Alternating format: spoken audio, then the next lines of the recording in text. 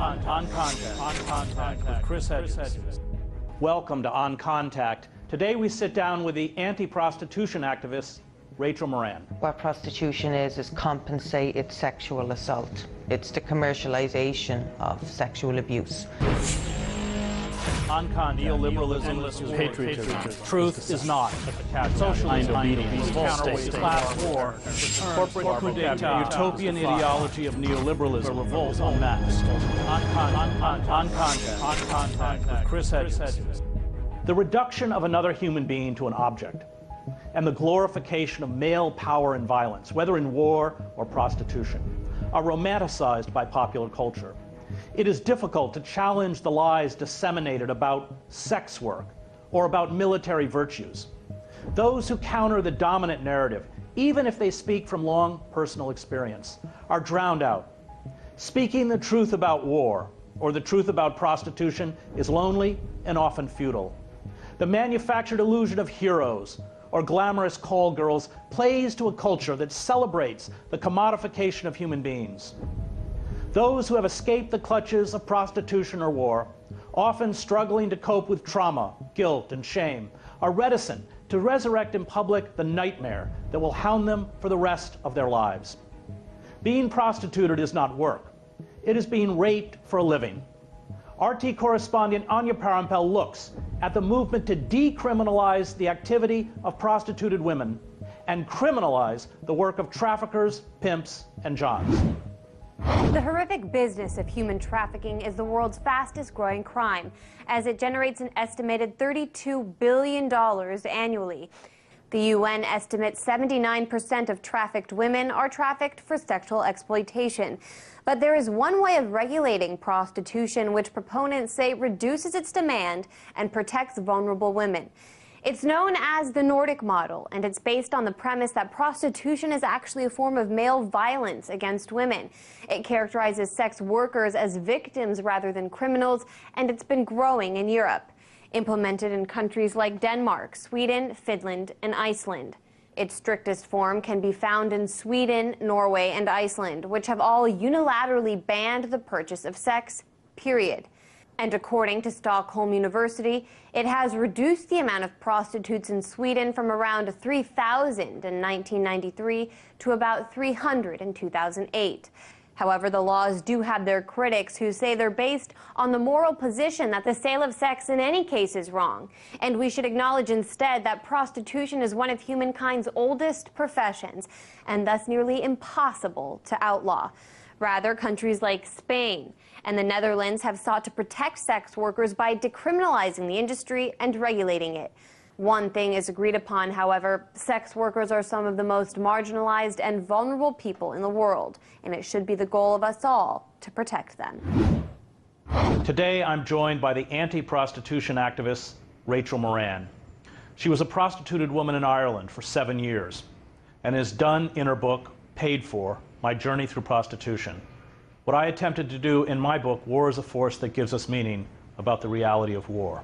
She has endured very similar attacks from people who prefer the myth to the reality.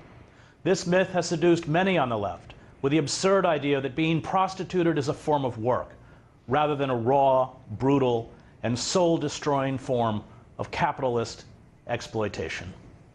Rachel, Hello. Let's talk about the idea of choice. This is used by people who argue that sex work should be legalized. Well, of course they need to use that argument, because if you strip that argument out of the frame, you're left with the raw, ugly reality. And people who want to excuse prostitution, of course, don't want to look at that, and they don't want anyone else looking at it. So, of course, they have to bring in this element of choice. Now, the reality that I know is that prostitution is something that happens in the lives of individuals in the absence of choice, and because they had no choice. So that argument... And you yourself entered prostitution when you became homeless. Yeah, I left home at 14 due to very extreme dysfunction in my environment, and was homeless pretty much straight away and was prostituted within a year. So for me... By your boyfriend? Well, when I say I was prostituted, I mean by wide variety of men. But I was pimped into it initially by a young man I met, yeah. And would you say among the women that you worked with, that was the norm? We were there because we had no choice. Right. Simple as. I never met a woman in prostitution who was there because she wanted to be there. Let's talk about the concept of prostitution as work. Well, you know, that's the one that's, the whole phrase sex work was invented in order to try to frame prostitution as simply a matter of labour. Of course it isn't. What prostitution is compensated sexual assault. It's the commercialization of sexual abuse. I've said this many times. And, you know, you opened the show by identifying prostitution as really the heart and soul of capitalism, I suppose, the deepest part of it, and that's exactly what it is. What are, if we look at prostitution as a form of labor, what are actually the skills and attributes that you need to be a prostituted woman? Well, I've identified them from my own experience as the ability to restrain the urge to cry, the ability to restrain the urge to vomit, and such things that absolutely are counter to human nature. Because when you're dreadfully upset, of course you want to cry. When you're extremely nauseated, of course you want to vomit, and so forth. And another really big and very important skill is the ability to imagine yourself out of your current reality, to pretend that this is not happening. That's very important, which of course leads to dissociation. So these are the things that it's necessary to be able to cultivate within the self in order to get the so-called job or work. And what are the consequences of that? Oh, enormous psychological and emotional trauma, lifelong. And by that I mean I'm not curled up in a ball crying every night, Chris, but I do know that that has affected my life and always will, and I can say the same of every woman I organise with now politically who's been through the sex trade. And talk about how that trauma manifests itself. Oh, there are so many ways. For a lot of women it's very connected to relationships. Sometimes it's connected to the ability to have a romantic connection itself. Then other times it might affect sexuality. That's very common. For me, I think it's removed me from myself in a sense that I'm not sure I will ever 100% be able to forge that broken link, if you like. To what extent is the sexual abuse of children a precursor to prostitution, a kind of conditioning for prostitution? It's been described as boot camp for prostitution. I believe it was the feminist activist Andrea Dworkin who made that remark. I think she's absolutely right. Luckily for me, in my childhood, although I did have several approaches from paedophiles, I was never ritualistically, ongoingly sexually abused, but I know many, many women who were. It's huge as a precursor. From the 7 years that you were engaged in this activity, I think you break down the types of Johns, the types of clients you had into 3 categories. What are they? I would say that if you were to roughly break them down, you have men who get off on the situation, on your powerlessness in the situation. Now, those are the toughest men you'll ever have to deal with in prostitution. We should add that you started when you were 15. As a minor, yeah. And you write in your book, Paid For, that you would always make sure and tell the Johns that you were 15 because they got off faster. Oh yeah, they did, and that became apparent to me on my very first day. So what I figured out at the time was a very kind of crude kind of way of trying to protect myself. I knew that this excited them enormously, so I'd make sure that they knew about it, and that would get me out of the car quicker, and so that was kind of a defense mechanism. It was in the years since, thinking about it and analysing it in my own mind, that I really realised that the core of prostitution is about despoilment. That's what it's really about. It's about using the body of another person when you know damn fine and well even that a child. Oh yes, yeah. And look, I operated the phones in indoor prostitution for years after we were all run off the streets in '93. And I think I said to you the last time we spoke, Chris, I would be relentlessly confronted with the question, what age is the youngest girl you've got, and all sorts of variations on that theme. So it was, yeah, it's about despoilment. The idea that for all, and we'll go back to this, but for all three of the different types of sort of categories that you confronted in prostitution, you would say it's for all of them it's about despoilment? I think that for some men they have this, you see, the myths of prostitution are so pervasive that there actually are men out there who find it very easy not to look at the reality of prostitution, even when they're in a brothel, you know. But I don't believe for a moment that the majority of men are not aware of what it is. Well, that I think you broke it down into those who have a kind of sadistic impulse, to those who are just numb, and to those who will verbally recognize the humanity of the woman and yet carry out sexual activity which denies their humanity. Is that correct? Yeah, I mean, look, very recently there's been a new project put together by abolitionist colleagues of mine in France. So this is a virtual brothel, a website. All of the women in it are women who are deceased or badly injured at this time. So the men are calling this brothel that doesn't actually exist. And the attitudes are remarkable, they're very striking.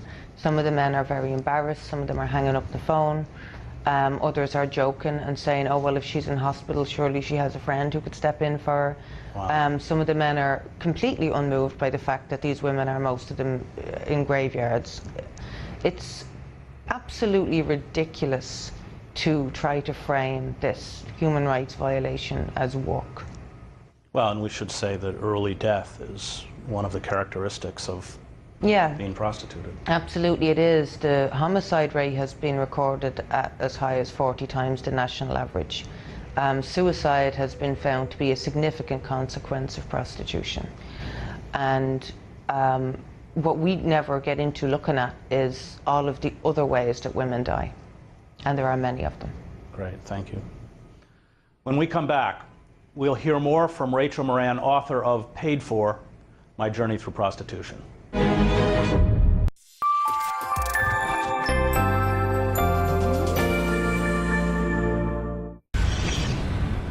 For decades, the American middle class has been railroaded by Washington politics.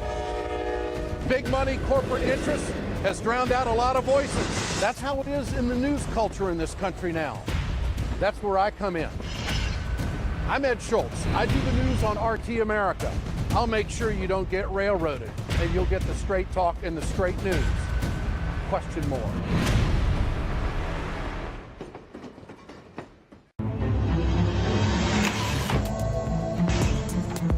I'm Tom Hartman, and I'll give you what the mainstream media can't, the big picture. There's been no charges filed in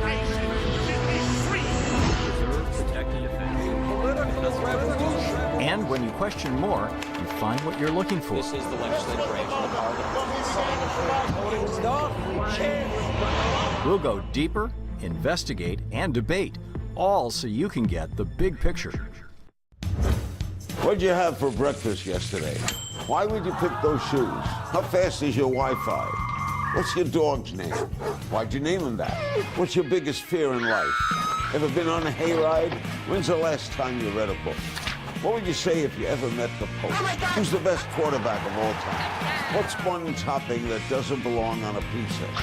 Now, I've interviewed you too. Question more. You're watching an RT America special report. Man, it ain't about him. It's about you. It's about me. It's about everybody. Basically, everything that you think you know about civil society has broken down. There's always going to be somebody else one step ahead of the game. We should not be in the business of normalizing violence. We don't need people that think like this on our planet. This is an incredibly tense situation.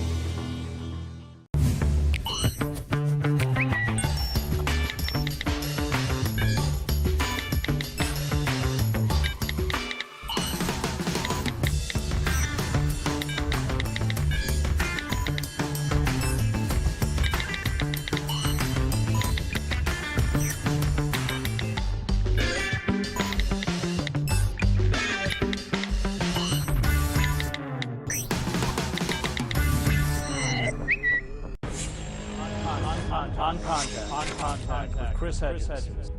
Welcome back to On Contact. We'll continue our conversation with Rachel Moran, author of Paid For: My Journey Through Prostitution.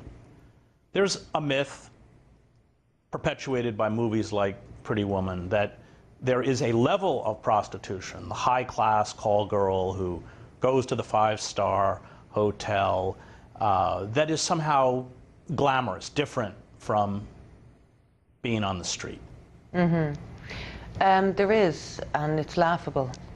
I made the remark in Paid For, I believe that the nature of your surroundings doesn't change anything to do with the actual act, and that it makes no difference at the end of the day whether your arse is rubbing against white linen sheets or roughened concrete.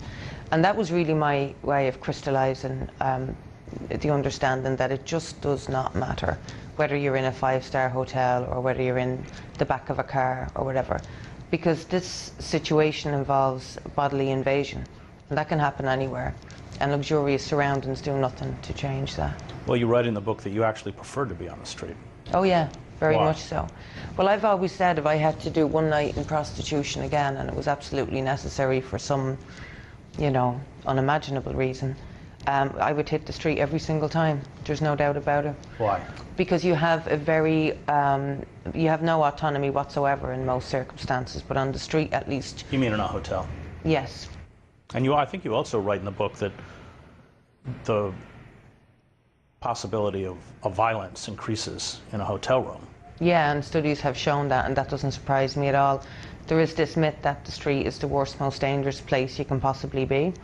Now, if you're on street and you're under heavily violent pimp control, that of course will change the nature of the situation.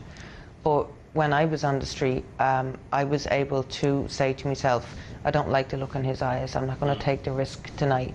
But if you're on the other end of a phone line, you can't assess a man down a phone line. You turn up at the hotel or at his apartment or wherever, and the door closes behind you, and you're in a much more dangerous situation. Well, you talk in the book about how you actually preferred to deal with clients who were into fetishes. Oh yeah, they were just simply much easier. Yeah, they were Why? much easier to deal with. Well, primarily because they're not looking to penetrate your body. Oh. In most cases, especially if a man is into this submissive carry-on, or if he's a transvestite, it runs counter-current to his fantasy. I see. You know, so that made them very much easier anyway to deal with. What is behind the whole movement to legalize quote-unquote sex work? You know, the last time we met and spoke, Chris, I hadn't at that time been to New Zealand. I've been there since. So I have seen exactly the model now with my own eyes. Where prostitution is legal, like Germany. Yeah, well, the situation there is that pimping and brothel keeping and every peripheral activity you can imagine related to the running of the sex trade is decriminalized, which is simply legalization by a different name. Now, what I saw on the streets of New Zealand, I will never forget as long as I live. The first night I went down there, we saw, myself and a colleague of mine, a woman prostituting from the side of the road in her Zimmer frame, right? Now, I never seen that anywhere in the world, and I've been through over 20 countries now researching prostitution. A Zimmer frame? A Zimmer, you know those, do they use the same term here? Like a walker? Yes, yeah. A woman who could barely stand. She needed the use of a walker to stand up at the side of the road. And in the 5 or 10 minutes after we begun speaking to her, a young woman, many years younger than her, came running up, screaming, crying. She'd just been raped and robbed in a car moments before. The outreach workers who showed us around and spoke to us explained that they have been doing their work now for more than 15 years, so from before decriminalization came in. And what they said to us was that they used to be dealing with in the range of 6 to 8 women out on those streets. Now they're dealing with somewhere in the region of 50 to 60. So that is what's happened in the 12, 13 years since decriminalization came into New Zealand. The trade has expanded enormously, as it always does. And what are the forces that you think are behind this drive to legalize prostitution? Well, we know that pimps are playing a massive role in this behind the scenes. We've seen Alejandra Gill, who inputted, by the way, into the Amnesty International consultation. And we should be clear that Amnesty International has called for They have called for the New Zealand model, yes. Right. Yeah. And we know that some of the people who gave their views into the Amnesty consultation about the future framing of prostitution legislation, some of them are pimps. One of them in particular, Alejandra Gil, who I just mentioned, is serving 15 years in a Mexican prison. So I think Amnesty really need to take a good long look at who they're listening to. But they've shut voices like yours out. Oh, absolutely. Amnesty have refused to debate with me on 2 occasions now. One last year in London, and the second time just in recent weeks in front of the New York bar. And what was their reason for that? But they didn't give a reason. They just heard my name and goodbye. You're also attacked quite a bit. Relentlessly.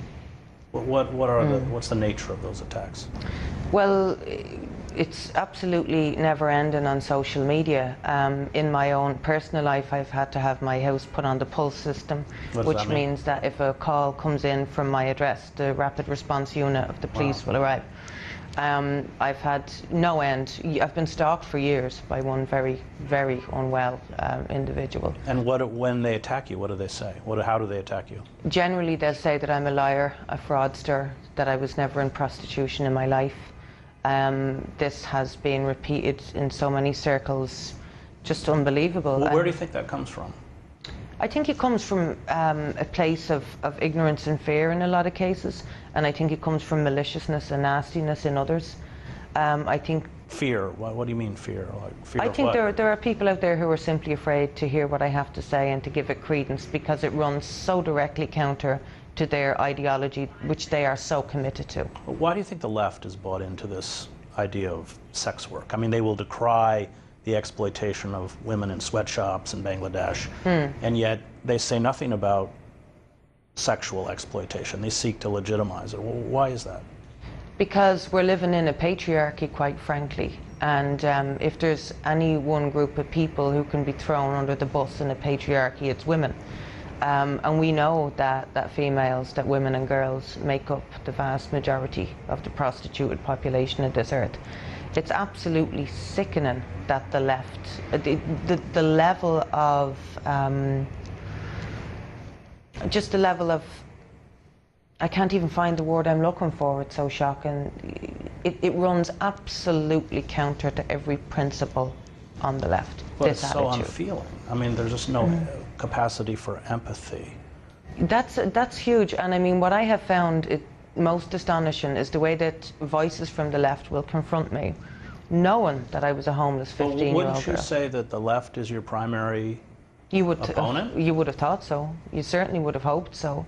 But that No, I meant, but in fact, it's the left that goes after you with the most venom, isn't it? Oh, yes. And I misunderstood what you were about to say there. I thought you were about to say, wouldn't you have thought that they would have been your strongest ally? Right. You would have, but it's quite the opposite. And when you confront these figures, what is usually their response to you? What is their answer? What is the kind of cliche that they throw back at you? It's some nonsense about my individual experience not being reason enough, I suppose, to even look at this issue as a matter of exploitation. They would rather listen to the 0.01% of upper middle class white Western women who are prostituting their way through with their PhD degrees and such almost unheard of fantasy situations. Those women are by no means representative. Everybody knows it.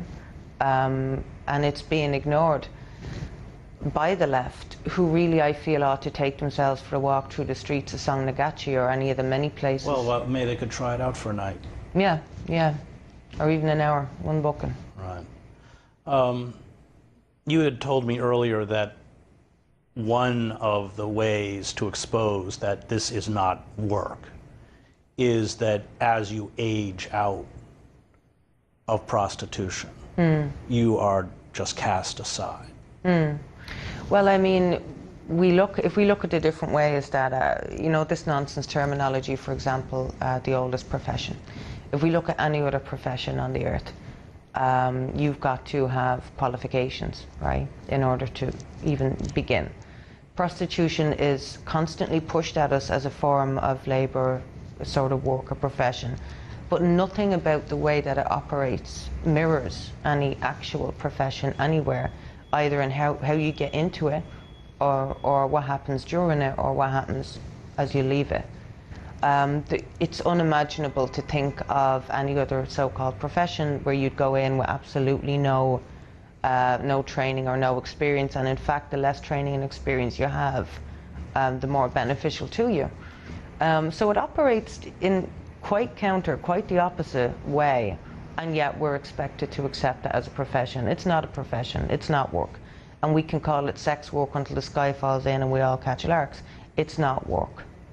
Well, and as you pointed out, after 20 or 30 years, unlike another job, Yeah, and you won't have any remuneration at the far end of it either. There's no pension.